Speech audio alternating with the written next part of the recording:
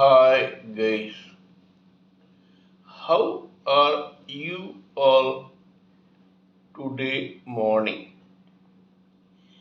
Good morning. Today is 19th May 2023. My name is T.S.V. Raghavan and I live in Chennai, Tamil Nadu, India. This is my spiritual vlog on YouTube. Haribol TRSV Nectar NECTAR Nectar.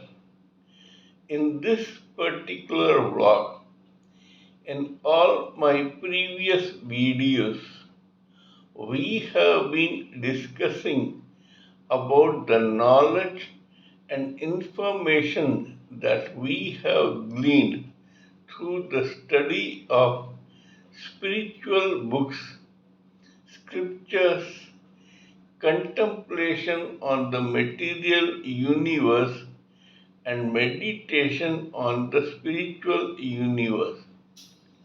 This particular video is no exception to that rule.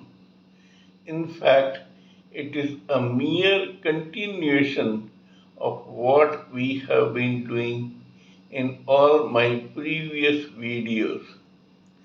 Kindly subscribe to this video and press the bell icon so that I may keep reminding you of my other videos.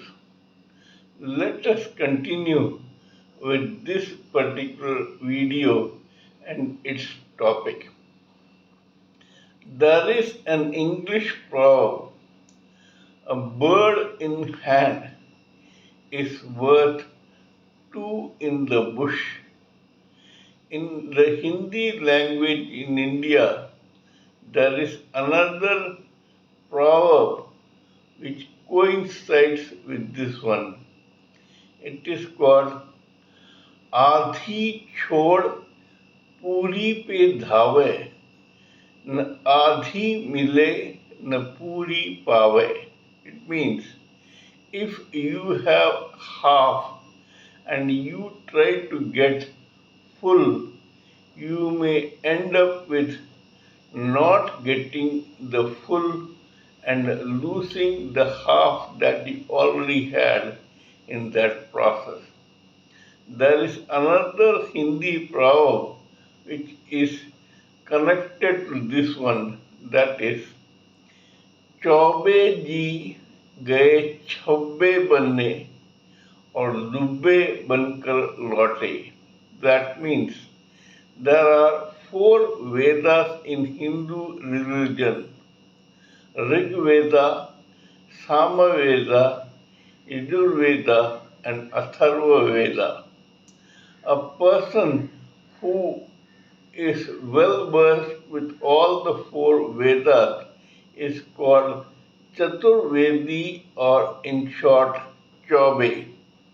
Now, if a person is a Chaube and he tries to be Chabbe, that is 6 Vedas, he cannot be a Chabbe because there are no 6 Vedas.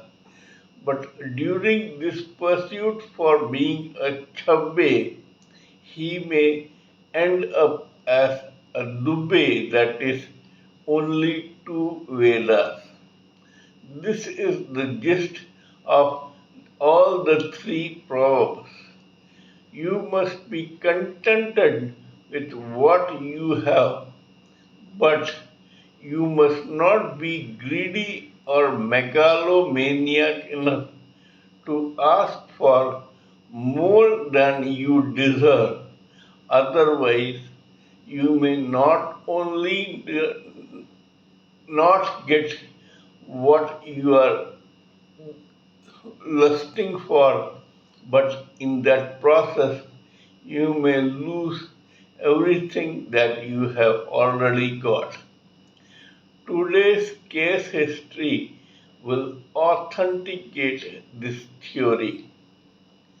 The protagonist of this case history is a person called Joy. There was one person in the Indian film industry called Bollywood in the 1930s and 40s. This man was a genius and he was extremely successful as a filmmaker at that time. His name was S. Mukherjee. This Mr. S. Mukherjee had 5 sons. They were called Ranu, Joy, Debu, Shomu, and Shubhir. Of these 5, it is the second one called Joy that will, we will talk about in this case history. He is the protagonist of this case history. Mr. S. Mukherjee, as told before, was an extraordinarily talented, skilled, intelligent, and genius type of person. He was a talent spotter. He made not only stars out of his family people, but also out of other outsiders in the film industry. He made directors, producers, writers, actors, and actresses. During this process, he found the talent of direction in his first son, Ronu, who he made a director. The second son was one who Mr. S. Mukherjee felt had the germs of an actor. Mr. Mukherjee trained and made this boy ready to become an actor. This guy also was intelligent and sane enough to obey his father. In the initial stages, this boy, Joy, gave very successful films and made a name for himself and his production houses.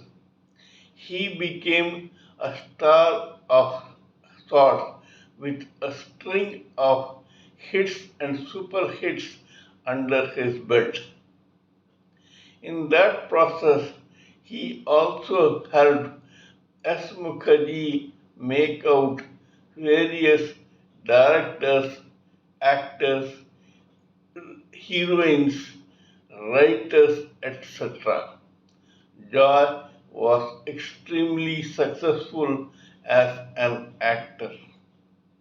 But then, after his success for a few years, suddenly Mr. Joy Mukherjee had a brain wave.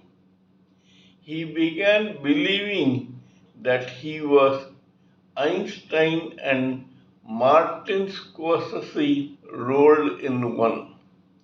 He saw himself as a writer, a director, an actor, and a producer who could achieve the impossible. The father knew the son better than the son knew himself. When the father came to know about his own son's megalomaniacal ambitions, he blew his top. He tongue-lashed this boy in no uncertain terms and warned him that this boy had the germs only of an actor and becoming a writer, director, or producer was beyond his capacity, capability, and talent. The bull-headed son refused to obey his father. He was mighty hurt that his father had given him such a dressing down.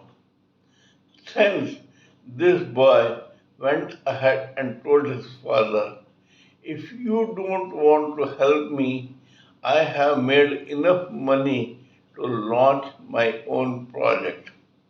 The father tore his hair in frustration.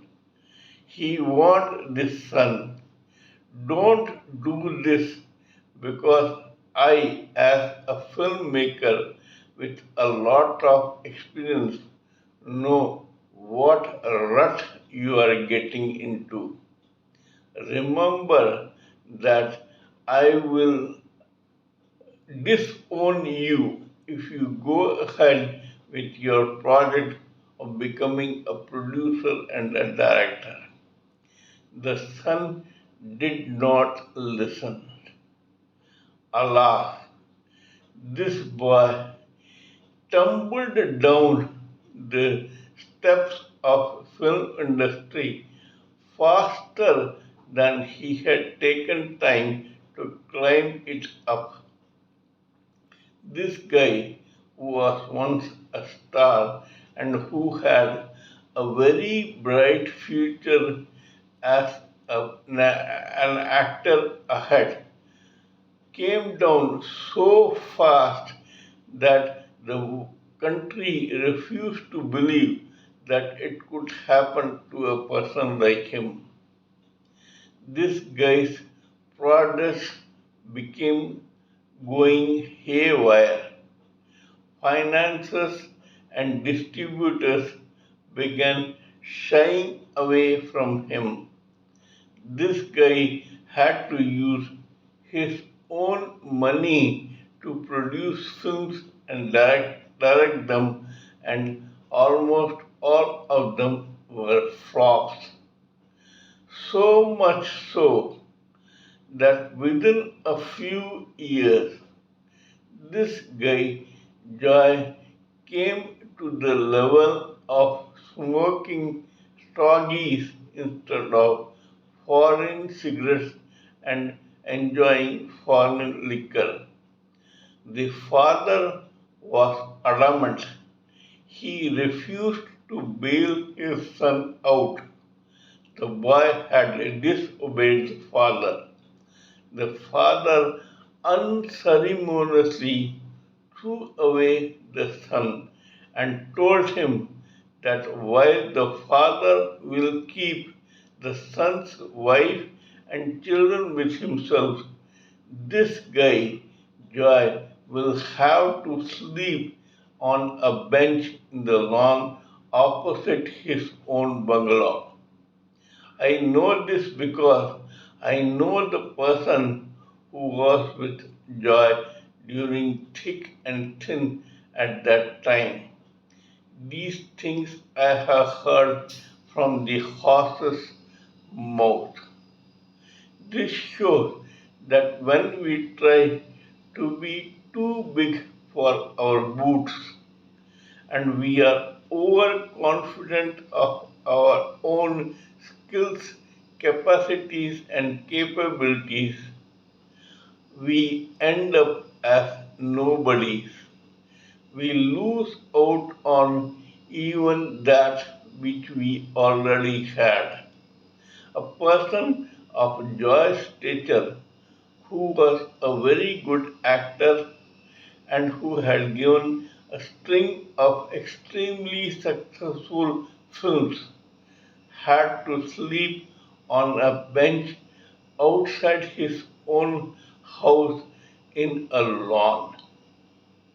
This ended Joy's career for good. However, later on, the father, the son, and the other brothers packed up, and this guy returned to his family in shambles. This shows how hard this life is. There are very many people who want to get just a scene in a movie, but who spend all their money, talent, time, and energy in struggling to get a role. This guy, Joy, was born with a silver spoon in his mouth. He began his career as an actor. He could have understood his own position, his own father's sanity, and continued in that position to live a life of bliss. However, karma and destiny never left a king, a prince, an ordinary person, or a pauper. It struck this boy also, and to such an extent that people were left wondering if such a thing can happen to a person of this stature, what about themselves? Kindly let me know what you think of my talk on this particular story. Please give me your own expert ideas, thoughts, views, and opinions so that we may keep reminding each other of our other videos and blend each other's opinions together for this society and its knowledge and benefit. Before concluding, let me remind you that I am also a published author with Amazon Kindle and paperback. I write on spiritualism, fiction, and assorted subjects. Spiritualism happens to be my favorite subject. Before concluding, let me remind you that tomorrow we shall talk about another case history. Till we meet in my next video, it is good morning from TSV Raghavan.